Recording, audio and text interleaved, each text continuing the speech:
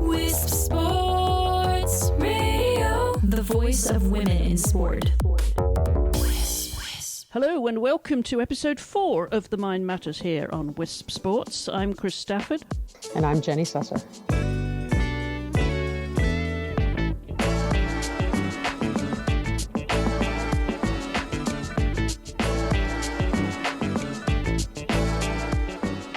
And here we are again with another hot topic. Well, it's always hot in the world of sports psychology, isn't it? Because so many more topics now are in the general conversation, aren't they, Jenny, really? And that's a good thing. It can be. You said that dubiously. Well, it's sure. As a sports psychologist and also a clinical psychologist, it's always interesting to me to see sort of how we lay over some of the clinical psychology diagnoses onto athletes, and especially with regards to today's topic. Yeah, and we're starting with a pretty wide brush here because we've touched on some of the different aspects of what makes an athlete in any sport successful. What makes them an elite athlete? What makes them continually able to consistently perform at the elite level? And that's not just about physical performance, that's mental performance as well. And so I thought we would start with that, just looking broadly at the kind of things that, you often hear come into conversations. Oh, they're selfish, they're egotistical, they're narcissistic, they're this, they're self-involved, they're self-important, they're all about self-aggrandizing. I mean, I remember watching Muhammad Ali, who used to throw his weight about, quite literally, but he started this sort of this self-promotion of self-aggrandizing himself and coming across as, I am the greatest. I am the greatest. And it was very convincing, but that's not who he was as a person. This was all about promotion. And if you didn't get it, you'd think, oh, God, what a big head, what a show-off. Is he really? But, of course, he backed it up with a punch. But I have to wonder, when I know a lot of athletes, as you do, Jenny, who talk the talk, but that's actually not who they really are. And they put it on there for their performance, to convince themselves, to embolden themselves.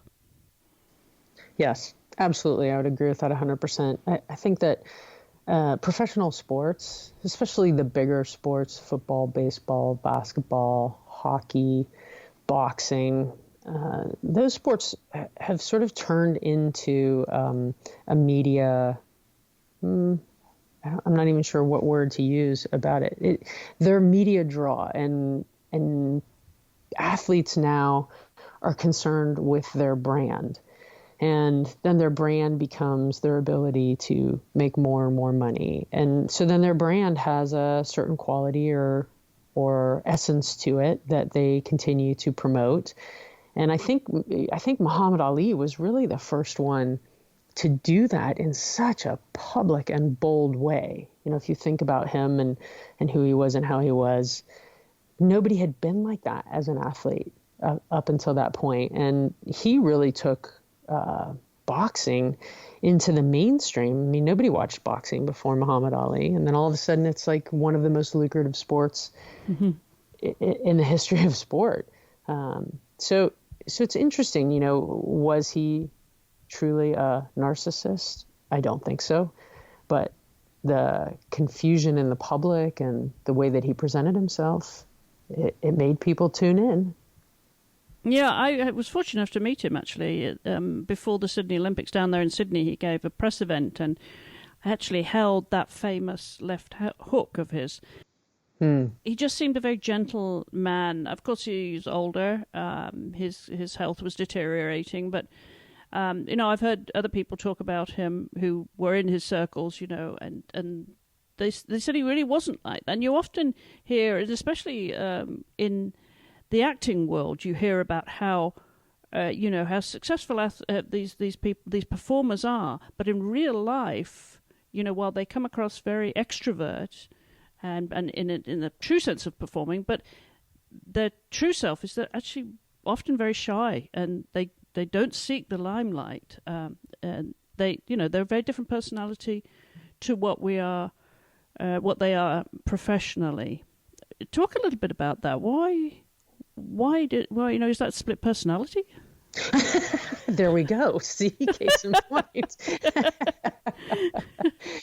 It's not, but if you think about anyone, and I've done a lot of work in performance in both the sport and corporate world, and a lot of people talk about who they are in the office and versus who they are at home.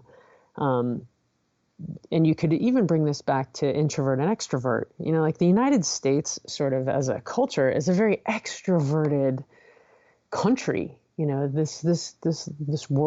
country is really made for the extrovert. If you think about, the Far East, it's a much more introverted culture. So here, being bold and boastful and egotistical and cocky and arrogant is widely brash. Yeah, is almost accepted. Not so much in the Far East. And here, humility can be mistaken for shyness, which it's not necessarily, or a lack of confidence, which it certainly does not necessarily represent. So it's very interesting. Yeah, a lot of times people are forced to display character traits that may or may not necessarily be very core to them. I'm so glad you brought in those cultural differences, because that, I think, is really, really important. And for someone who was, born and raised a European, and I've lived in several countries, and I see those cultural changes between people and the personality traits here, how, Americans do come across as being bolder and brasher and showing off much more and comfortable with that. I was recently at a convention when some women got up on stage, and it was all about, look at me. And if assuming that everyone knew who they were, I actually didn't know anyone there. But there was a real show-off culture amongst these presenters. That really was. And assuming that people knew them. And it was all about me, me, me. And I thought, gosh, you would not get that in some other countries. And let's translate that to the sports field and the difference between individual and team performances. I'm jumping there pretty quickly, but it does speak to the kind of person, the kind of athlete that is attracted to either individual performances or a team performance.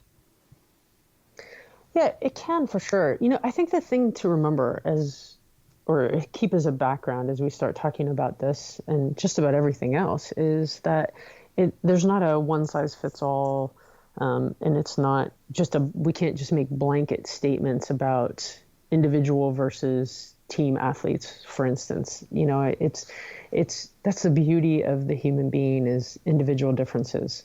First year psychology students, they learn that. What is the most important factor to always account for in any research or any, conclusions regarding your research is that you have to account for individual differences.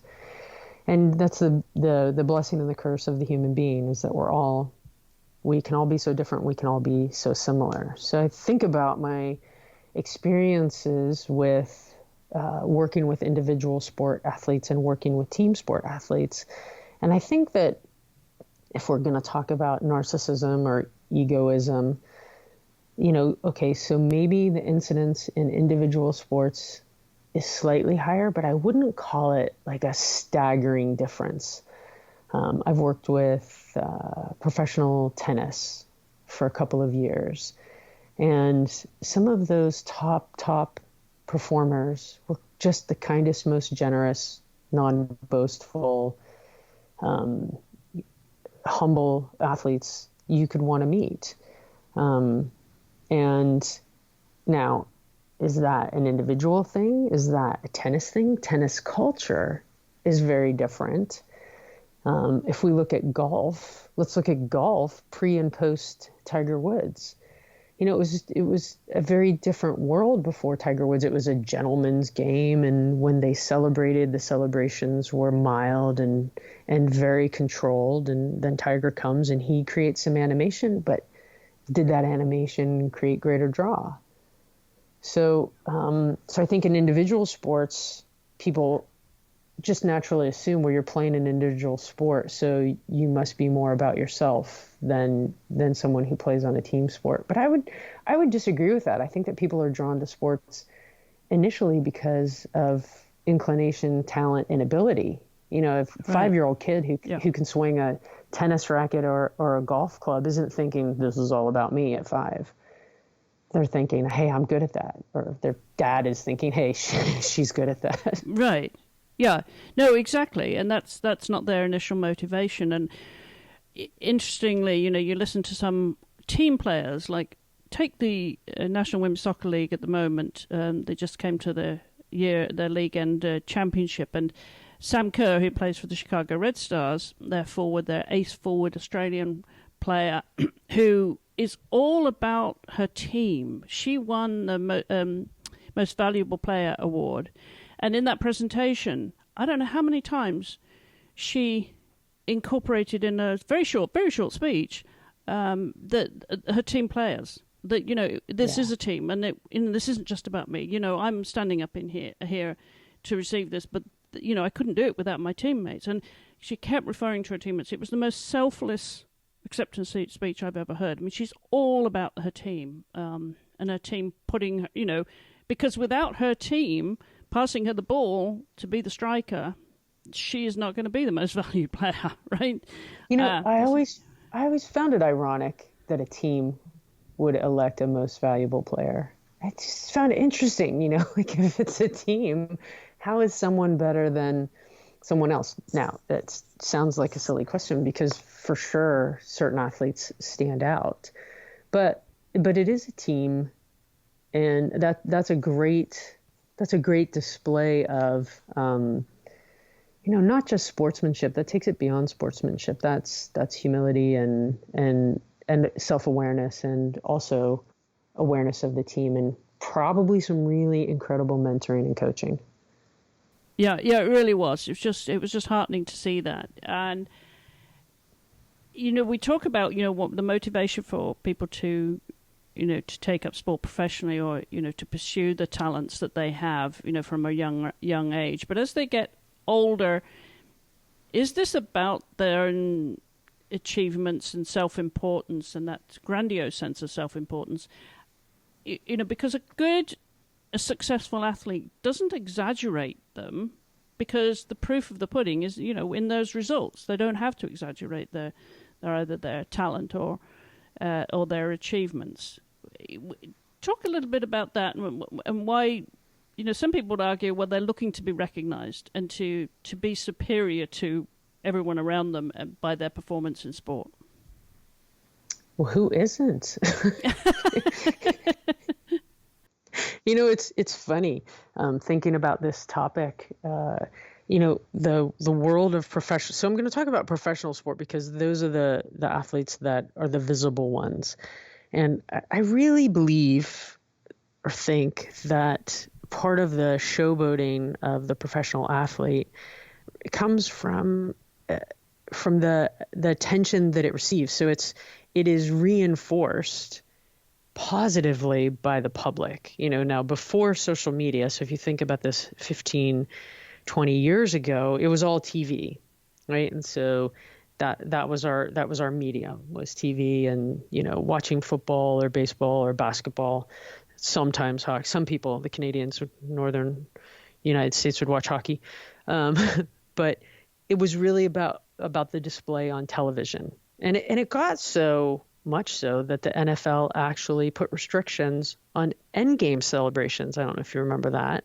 They've recently lifted most of them, but it drew in the fans. So it created this. It's sort of a double-edged sword, because the athletes had felt this need to do this display because it got them recognition, it got them fan base, it got them contracts, and then at the same time they were criticized for it. So it's hard to tell, which is the chicken and which is the egg. Did they do it? They probably started celebrating because, sport is so emotional, and you combine that emotion with this high state of physiological output, it's going to that's how it gets expressed.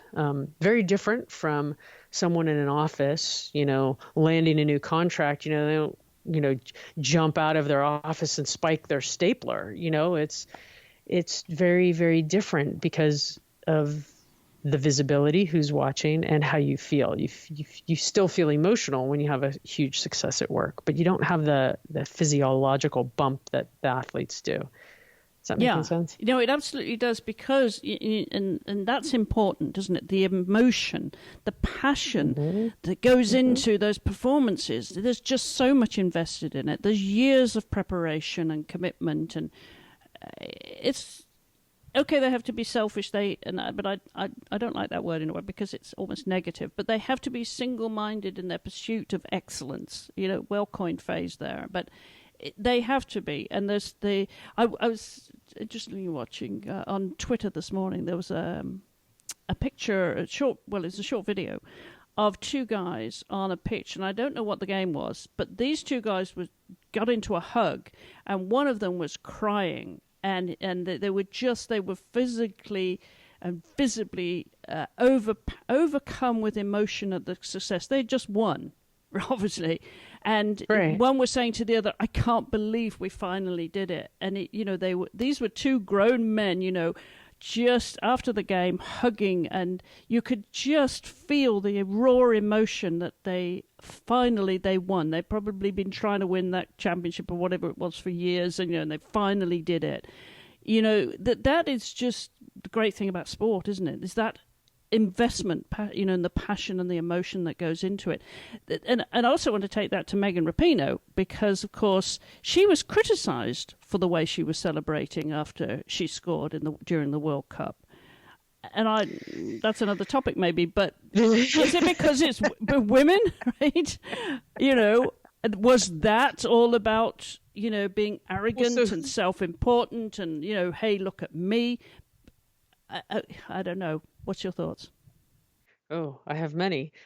So to go back to the two men celebrating on the pitch, the years and years and years of intensity and goal-focused, self-sacrificing, athletes sacrifice. Mm-hmm. We could argue that term too, but they do put a tremendous amount of effort and energy and time and blood, sweat, and tears into becoming great athletes. Anybody who's great at anything in terms of high performance makes those sacrifices. But for an athlete, you see it. As you were describing that scene, which I didn't see, I'm thinking about any tennis player who's ever won, any of the Grand Slams. What do? They throw their racket and they fall on their knees. They do, yeah. Yeah, it's the exaltation is overwhelming. Yeah. Many of them cry. I mean, Rafael Nadal cried, Roger Federer cried, all these incredible, they become overwhelmed with the emotion and all of what it's taken for them to get to that point, and then can't contain it. The relief. The relief is amazing. It's huge. And it's acceptable, right? Sure. It's acceptable. You land a huge contract at work, you're typically not going to walk out and celebrate with your team and start to cry. So it's different. The other thing is that I think that fans are just as invested in many of their team or favorite athletes' wins as the athlete is. You see it all the time when you watch celebrations. The word fan comes from fanatic.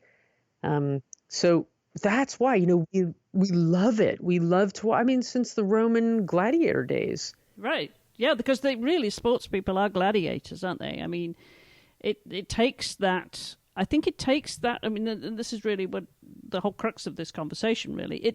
It takes that sort of gladiatorial personality in a way that becomes an elite athlete, because they just have that intense, dedicated, you could call it obsessed, but that sounds negative.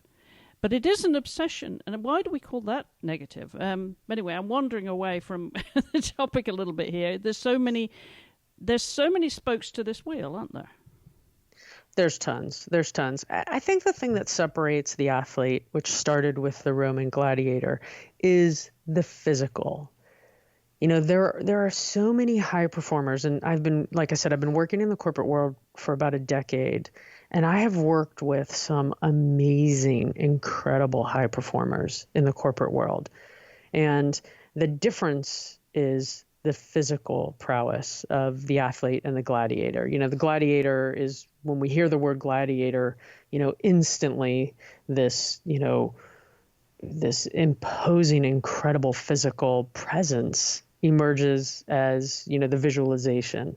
And then we look at the physicality of our elite athletes. They're combining everything, not just the physical, but also the mind has to be included. And the field of sports psychology has really brought that to the forefront over the last 25, 30 years. But in the office, the corporate high performer doesn't have to have that type of physical dominance, prowess training. They train differently. They do much more mental and, a lot of emotional and psychological, but their game is played on a different quote unquote field. And it doesn't require the physical. That's what pulls the athlete apart. And that's what we love to watch. I've watched high performers in the corporate world. It's boring. You sit there, they're at a desk, they're thinking. There's nothing to watch there. I think that's part of what makes the athlete maybe more prone to this type of narcissistic display. So let's go back to Megan Rapinoe then. What were your thoughts on that and the criticism that she received? So who was criticizing her? How many women did you hear criticize her for her display versus how many men? I'm going to bring this, we're starting to see women athletes take this type of presence on the world stage that has been dominated by men. And it's something that not only do fans not really have a way of looking at it, we've watched men compete, like if you think about the Olympic Games in the first quarter of the 20th century, there were no women. Women weren't allowed to participate in sport for, years and years and years. And over the 20th century, that changed and transformed. But we really, our sort of cultural view of the dominant woman athlete hasn't really been represented by someone like Megan until now. And I think people, especially men, have a more difficult time knowing how to look at that. They don't have enough experience watching a female athlete be so super dominant. Empowered. Self-empowered by performance. Self-empowered. Yeah.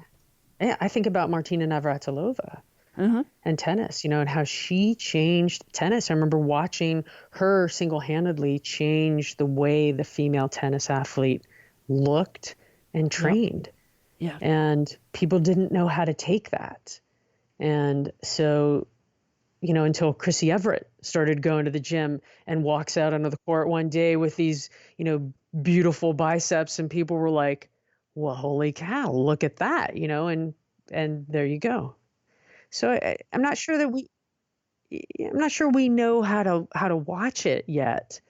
And so we just have to keep representing it. We need more and more of those female athletes standing out and expressing their greatness and their success, however it feels true to them to express it. And the more and more exposed we become to it culturally and as a society, the more we'll get better at watching it. That wasn't a very well constructed sentence, but we'll get better at it.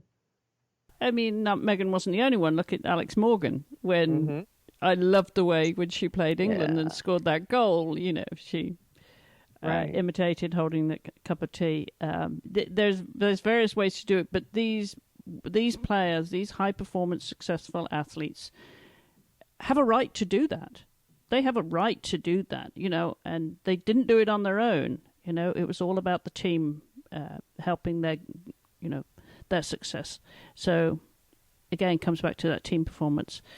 But it is the culture of me today, isn't it? And I think that permeates across society. It's not isolated to sport by any means. It's today's culture, and it contributes to the. You kept mentioning the word narcissism there, because to me, narcissists they're not just about themselves. They're about being totally disrespectful to other people. They're just so self-involved and all about self-aggrandizement, and to the detriment of other people. They're to the point of can be abusive to other people and insensitive to their needs and feelings.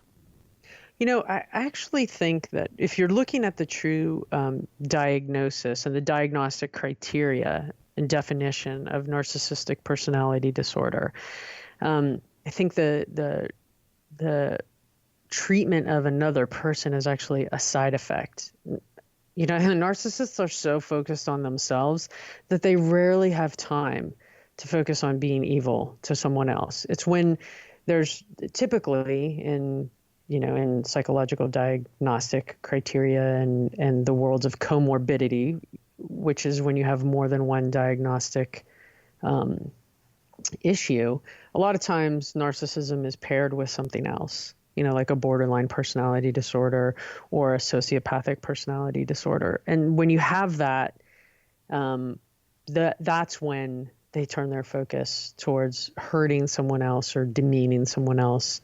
Narcissists are, pretty much like, look at me, look at me, look at me, look at me.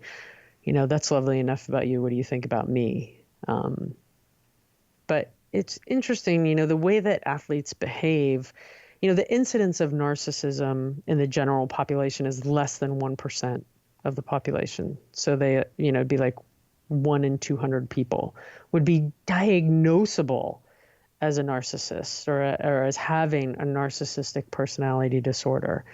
But we've sort of grabbed that word, like we've grabbed the word anxiety, like we've grabbed the word depression, like we've grabbed the word stress, and we've turned them into, from psychology to pop psychology to common vernacular. Like if somebody is arrogant, boastful, egotistical, we just immediately call them a narcissist. Are they really a narcissist? Probably not. If someone is a little bit sad or melancholy or going through something, and we can call them depressed, are they truly depressed? Do they meet the clinical criteria for depressive syndrome? Unlikely. So I think that it's easy for people to throw that onto athletes, and who knows why. There can be a lot of jealousy, a lot of people who are super hypercritical of someone else. Typically that criticism comes from some sort of feeling of less than from within. And that's just human nature. But when you have a voice, then people go, oh, well, they're a narcissist. Oh, okay, they must be a narcissist because I read it in such and such a sports journal. It was interesting when I was researching this topic for our podcast today. Most of what I found with regards to someone calling an athlete a narcissist was written by a journalist and not by a psychologist or a psychiatrist. Yeah, observers, the armchair. Yeah. So, but it certainly has power. You call somebody a narcissist, and that tends to be pretty sticky. I think there are a few examples of public figures these days that do probably fit that criteria, but it's really hard. And one comes to mind, high-profile individual, who to me, and I think anybody with any imagination can pick up who we're talking about here, they seem to me, in my mind, to epitomize narcissism. And this is a world leader. Yeah, and, it's interesting. Even before this last election and this last cycle of political change, I remember reading an article, do you have to have a narcissistic personality disorder in order to be the president of the United States, period? And this was, this was 10 years ago. I remember reading that, and it sort of went through some of the personality descriptors or events that were visible of many of our past presidents. And sort of Jimmy Carter was kind of the only one with exception. Interestingly, now there's, it's a little bit different these days because we have so much access to so much. I think social media has given everybody an opportunity to have a narcissistic flair because everybody has a platform. So everybody has a place to state their opinion, and everybody thinks their opinion is important now. And, you get enough reinforcement on that, and that can cause some changes because that's a very satisfying chemical reaction in the brain to receive that kind of acknowledgement or reinforcement or agreement. Yeah, very true. So many layers to this, different pointers on the spectrum here, I think, for all of these things. There's not, as you say, one size fits all. As we started off the conversation with that, it is very, very individual. But so I don't think you can point a finger and say all athletes are this, that, or the other. And I think there's ways, that they come, they each have a journey that they come to. They are doing sport for a reason and becoming a professional athlete for a reason. But at the end of the day, their success does depend on their commitment and their obsession in becoming successful and doing what it takes, as you say. A lot of self-sacrifice on that journey. Any final thoughts? Well, the interesting thing is I've worked with a lot of athletes who have questioned their selfishness in our sessions. And, it was a difficult, at first, that was a difficult question for me to help them resolve. Not like there's an answer to it, but to help them resolve. And so I started looking at my athletic career, right? So my first question was I selfish? But I think about a medical student, right? Think about a med student and what they have to go through in order to not only get into medical school these days, but get through medical school, get through internship, get through residency, and then become a physician, regardless of what field they end up practicing in. Do we call that selfish? For some reason we don't, but I'll tell you what, my mom would have, and my dad was never around when he was going through medical school, internship, residency, and all of that. Okay. So, that's very different. But then you look at, okay, all those years of selfishness, let's call it, then what does the opportunity become?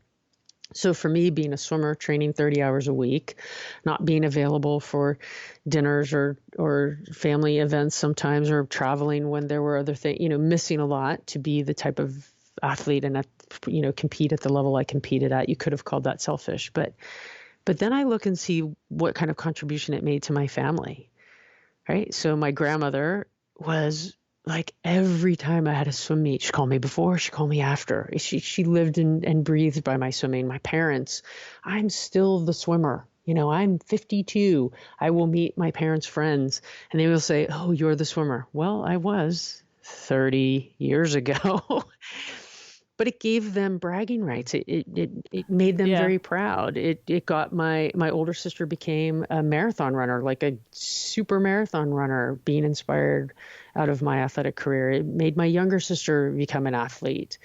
So it actually contributed quite a lot. And we wouldn't watch sport. We wouldn't be so fanatical. We wouldn't be fans if it didn't contribute to us. So, there's selfishness inherent in just about everything we do. And actually, I believe that there should be. We should do things for inherently selfish reasons. Otherwise, we'll become imbalanced, because then there's the other side where we do things for others. And when you can strike that balance, then it becomes a huge contribution. So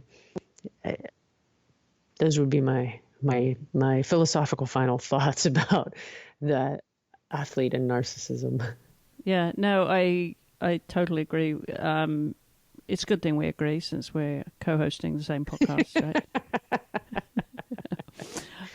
It's always nice when we do. Exactly. Well, we should tell everybody that we're actually going to sit face to face and do some recordings of this show in a few weeks' time when I come down to Ocala for the event down there. And if we have a disagreement, we can, fight it out face to face, can't we? There we go. I look forward to it. Me too. And we're also going to do some live shows as well via the Podbean app. Jenny's going to. Do you remember committing yourself to this, Jenny, that you were going to do some live Vaguely. calling? Vaguely. Although I look forward to it because, having the opportunity to help people on the fly is always exciting for me. My goal is always that people are stimulated mentally, emotionally, psychologically, and maybe that even results in something physical. But to be able to ask and answer questions, I relish that.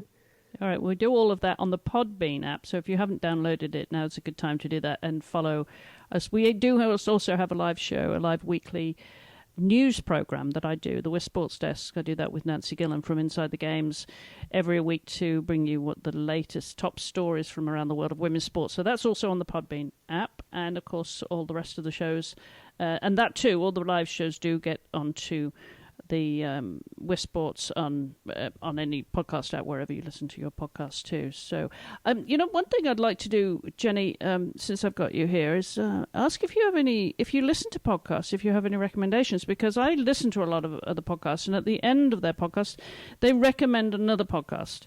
So I'm wondering if, I wonder if you have any that come to mind. So my two favorite podcasts, one is The Hidden Brain on NPR with Shankar Vedantam, and it's just brilliant. I love his work. I love his range of guests and topics.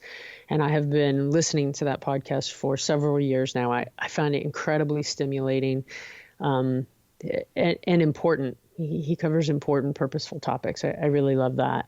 And it's so scientifically based that it excites me, and my nerd side.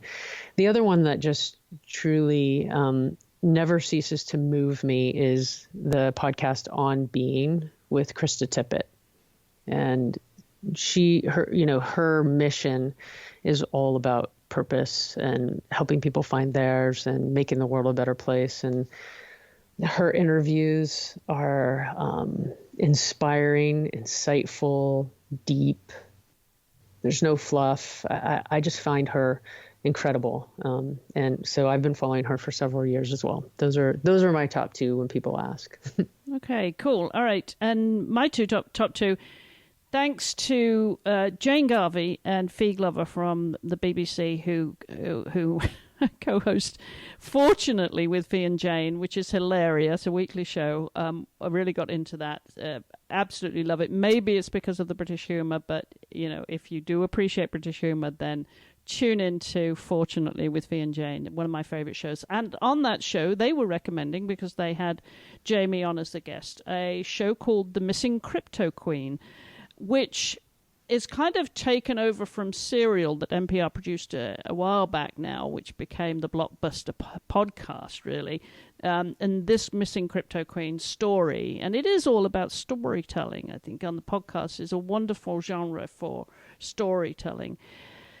And that is all about a woman, a Bulgarian woman, Dr. Ruga Ignatova, who started a cryptocurrency and made billions and billions of dollars and then went missing. I will tell you no more. It's riveting. If you listen to podcasts, tune in to The Missing Crypto Queen. I will have more next time we circle around here. In 2 weeks' time, Jenny, we're going to be back with another topic. And I think that one actually is when we're going to be recording live in 2 weeks' time, isn't it?